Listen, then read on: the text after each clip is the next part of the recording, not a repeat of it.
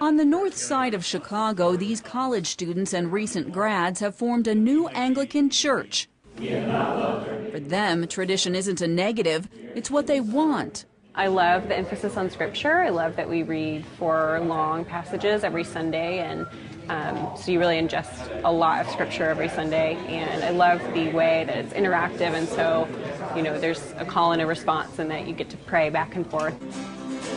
This movement is nicknamed Anglican Fever, and churches near college campuses are springing up from Florida to Pennsylvania and beyond. One possible reason, church leaders taking a stand. This denominational birth came 3 years ago when hundreds of congregations broke with the Episcopal Church over liberal theology. The result, many groups were forced to give up their property. One of the worst cases happened in Binghamton, New York, where the Episcopal Church evicted the Good Shepherd congregation and then sold its property to a mosque.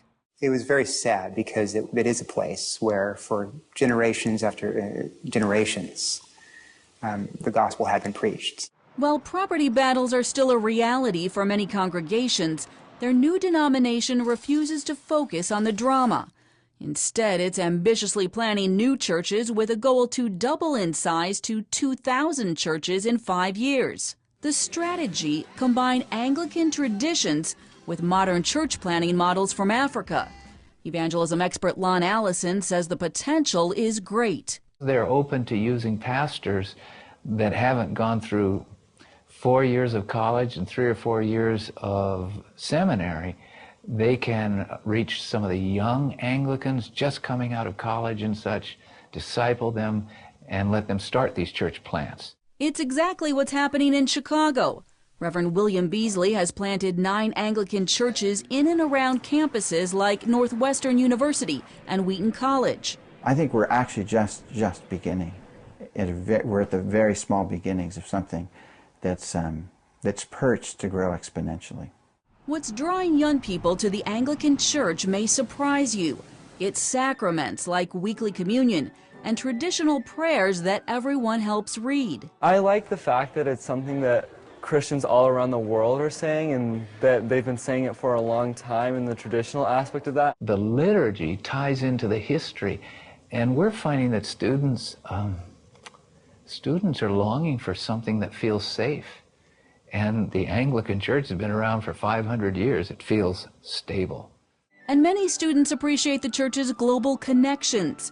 The Anglican Church of North America is part of the Anglican Communion worldwide and comes directly under the authority of churches in Africa and South America. I felt like my interests in missions, working with global poverty, those were all being spoken to by a very passionate church body, who are all passionate about serving the poor and being, there for the needy. This here is also the future of the Anglican denomination, a Hispanic church plant that meets in a Chicago church building on Sunday afternoons.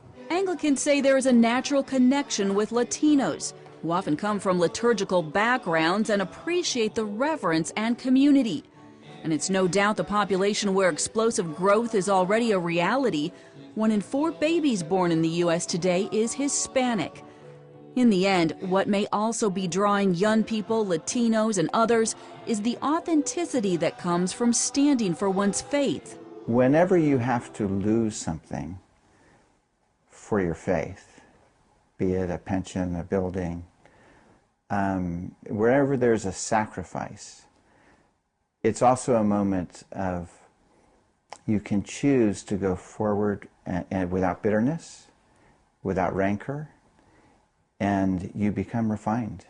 One of Reverend Beasley's first congregations surrendered its building to the Episcopal Church more than 6 years ago. Today, it has bought its own property and plans to move in next year. And in Binghamton, New York, Church of the Good Shepherd now meets in an old Catholic church, perfect for its congregation, which has doubled. All encouraging signs for a young denomination determined to advance the gospel and multiply the church.